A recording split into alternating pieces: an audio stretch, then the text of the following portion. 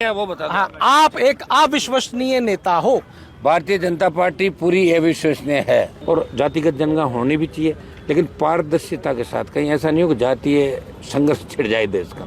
एक वो गाना भी था ना, धूप में निकला न करो। हाँ, तो आपको ऐसा नियम ला रहे हो कि विधानसभा में काला आदमी नहीं आएगा? उनके लिए ना उनके लिए एक है भाई, आप गोरे हो पायलट साहब, काले पड़ जाओ, इसलिए भाई गर्मी मत करो, जून के बाद आएंगे शायद, बरसात के मौसम। बिश्नोई जैसे तो 200 मेरे पास है कायदे से, उसकी बात का जवाब मुझे नहीं देना चाहिए, मेरे प्रवक्ता देंगे, लेकिन फिर भी मैं इसलिए दे रहा हूँ कि कहीं वो नहीं सोचेगा हनुमान जी भाग गए उनके। मैं तो खड़गे साहब को तो एक ही सलाह दूंगा कि वो अपने तबीयत का ध्यान रखें, उम्र बहुत ज्यादा उनकी बड़ी होगी, उनको पकड़ के तो ला रहे हैं, क्यों घुमा रहे हैं उनको बिना बात के। कहीं ऐसे मौसम में आगे कोई अनहोनी होगी तो एसओजी बोल रही है, दूसरी एजेंसियां बोल रही है, सुरेश ढाका को कहाँ छुपाया आपने। के बिश्नोई जैसे तो 200 मेरे पास है कायदे से, उसकी बात का जवाब मुझे नहीं देना चाहिए, मेरे प्रवक्ता देंगे।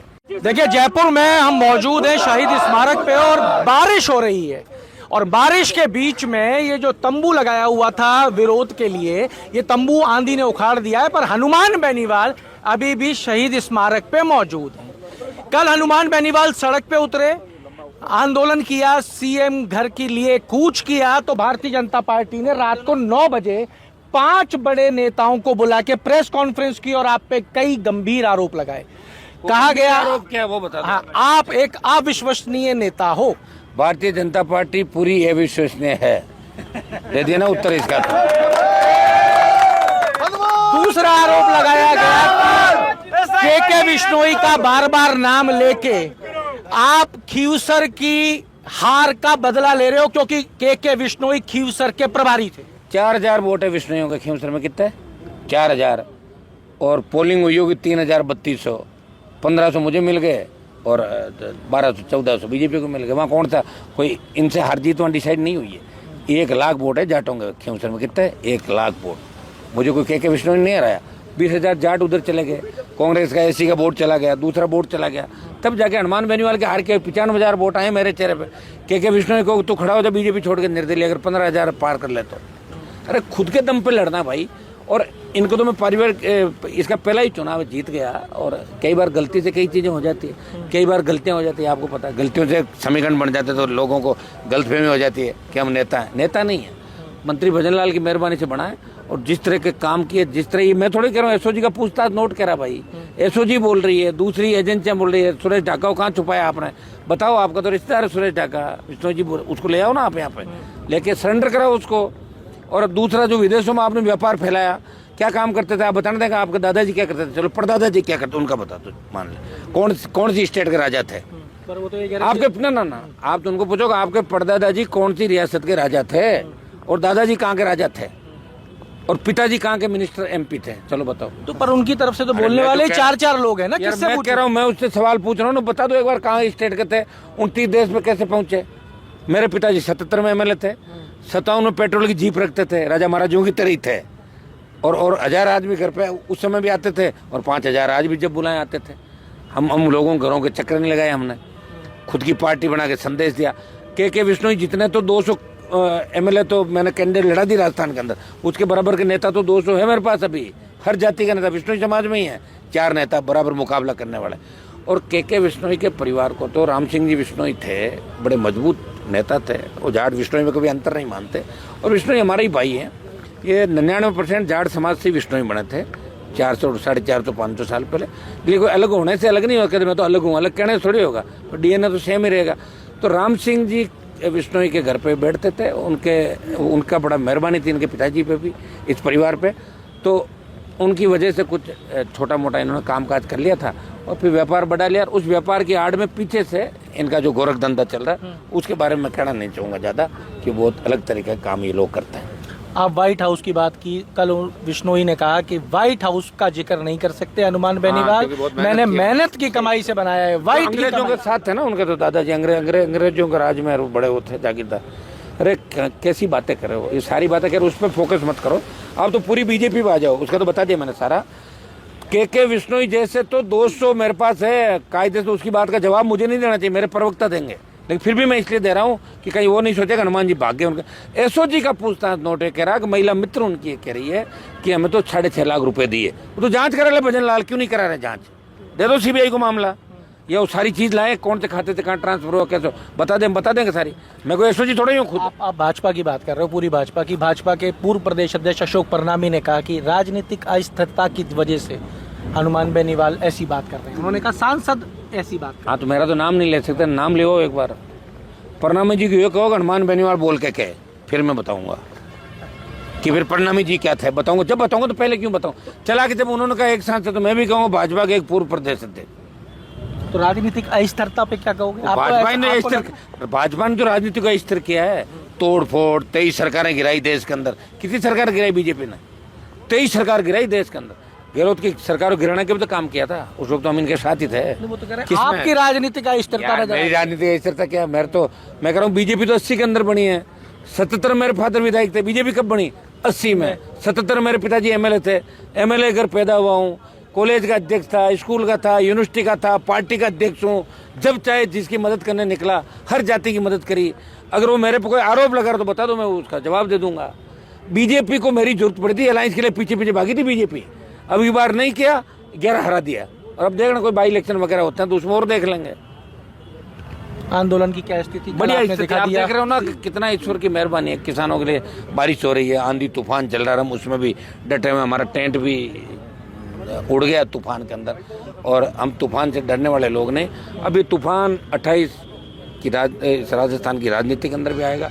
नौजवानों ने इस बार करवट ली है। राजस्थान का नौजवान ठगा सा महसूस कर रहा है। जिस तरह बीजेपी के लोग कह रहे हैं कि हनुमान बेनीवाल पॉपुलर होने के लिए आंदोलन कर रहा है, ये नौजवान उनसे जवाब मांग रहा है कि तुम सत्ता में भी नौजवानों के बल पे आए थे, तुमने एसआई भर्ती को रद्द करने की बात करी थी, तुमने आरपीएससी को भंग करने की बात करी थी, तुम अपना वादा भूल गए, तुमने थूक के चाटा, हमने थूक के नहीं चाटा। कल आप जब सड़क पर बैठे थे तो मेरी कुछ युवाओं से बात हुई। एक युवा ने बड़ी बात करी। उसने कहा हमारे पास सिर्फ 2 रास्ते बचते हैं जब हम इस तरीके की किसी मझधार में फंसते हैं, या तो हम आत्महत्या करें या हम अपराधी बन जाएं। आप चिंता ही मत करें, न तो अपराधी बनने दूंगा और न आत्महत्या करने दूंगा। जहाँ भी समाचार मिलेगा पहुंच जाता हूँ। बहुत से लोगों को फोन पे मना लेता हूँ, मत करो आत्महत्या। फोन पे कहते हैं, लाइव आके बोलते हैं, मनाता हूँ। और अपराधियों को जेल में डलवाएंगे।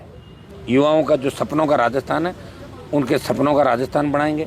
यहाँ भ्रष्टाचार, अपराध का कोई जगह नहीं रहेगी, और आने वाला उनके सपनों का राजस्थान। लेकिन उसमें वोट की आवश्यकता होती है। नौजवानों से पूछना चाह रहा हूं, कैसे बनेगा? पायलट सड़क पे उतरे, उन्होंने कहा आरपीएससी बंद करेंगे। उनके तो वो डॉक्टरों ने कह दिया ना, वो कलर वाली दिक्कत होगी। डॉक्टरों ने ये कहा है कि आप अगर चले गए धूप में तो कलर फेड हो जाए, काला हो जाएगा कलर। तो आपको ऐसा नियम ला रहे हो कि विधानसभा में काला आदमी नहीं आएगा? उनके लिए ना उनके लिए एक है भाई, आप गोरे हो पायलट साहब, काले पड़ जाओ, इसलिए भाई गर्मी मत करो। जून के बाद आएंगे शायद, बरसात के मौसम, जुलाई अगस्त के। एक वो गाना भी था ना, धूप में निकला न करो। हाँ अब लोग आपके लिए बात क्यों ना करें? लोग क्यों ना कहें कि आप युवाओं को ऐसी बातें कर करके लुभा लेते हो? तो मैंने क्या ऐसी बात की, क्या लुभाया? अब वो क्यों नहीं आ रहा? आना चाहिए ना उनको यार। अभी कौन से चुनाव है? सचिन पायलट को तो आना ही चाहिए। अच्छा रहा, मैंने तो उनकी मदद की 2 बार। उन्होंने मेरी क्या मदद की? मैंने तो 2 बार मदद की उनकी। उन्होंने तो जितना कर सकना नुकसान करने का प्रयास किया। लेकिन मैंने 2 बार, एक बार कहा कि सचिन पायलट को सीएम बनाओ, 3 विधायक दे रहा हूँ। गुजर हमारे भाई है, तेजा जी का जयकारा ये बोलते हैं, हम भी बोलते हैं। और दूसरी बार जब सरकार गिर रही थी, 3 विधायक मैंने दिए। तो इससे बड़ा और क्या? पहले आप एक काम करो, मेरे ऋण तो उतार दो, दोनों दिए मैं, वो तो लेके घूम रहे हो आप। जयपुर में मल्लिकार्जुन खड़गे आए थे, उन्होंने कहा कि वो संविधान बचाओ रैली और आंदोलन की शुरुआत कर रहे हैं। मैं तो खड़गे साहब को तो एक ही सलाह दूंगा कि वो अपने तबीयत का ध्यान रखें। उम्र बहुत ज्यादा उनकी बड़ी होगी, उनको पकड़ के तो ला रहे हैं, क्यों घुमा रहे हैं उनको बिना बात के? कहीं ऐसे मौसम में आगे कोई अनहोनी होगी तो है। ये तो कांग्रेस तो मजाक का पात्र बन गई। कभी तो किसी का नाड़ा खुल जाता है, कभी कुछ हो जाता है, कभी तो क्या होगा कांग्रेस पार्टी का, बताओ मुझे। ये मुझे लग रहा है कि भारतीय जनता पार्टी ने कई नेता कांग्रेस में डेपुट कर दिए कि जब हम कमजोर महसूस हो तुम उधर से ऐसे बयान दो, या किसी का नाड़ा खुला हो, किसी की चैन खुली हो, ऐसे वो आए तो सारा काम हो जाए, दिख जाए, यही होगा।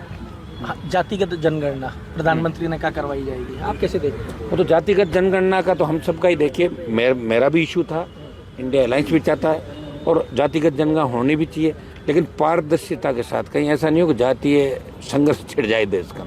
वो सारे मापदंड वो होने चाहिए कि भारत को लंबे समय तक आगे लेके चले। फायदा क्या होगा? फायदा तो एक बार SC ST OBC कि अगर संख्या इसके अंदर ज़्यादा है तो आरक्षण बढ़ना चाहिए, जाति आधार पर टिकट भी मिलेंगी लोगों को। कई जातियाँ तो बहुत छोटी है जिनका पता ही नहीं, उनको भी लगेगा हमारी संख्या इतनी, ये जाति भी है, तो हर जाति का एक मनोबल भी बढ़ता है कि मेरी जाति के इतने लोग हैं। तो ये तो अच्छी बात है जाति से। लड़कों का भी कुछ फायदा होगा क्या उससे? इनका तो फायदा होगा, हम लड़ेंगे इनके लिए, कोई फायदा नुकसान तो इनका नहीं होने देंगे। अभी कौन सी एक दिन में हो रही है, तो देखते हैं क्या होगा क्या नहीं होगा। तो घोषणाएं तो है, खाली घोषणाएं तो होती रहती है देश के अंदर, वो धरातल पे कब आती है उसको देखना।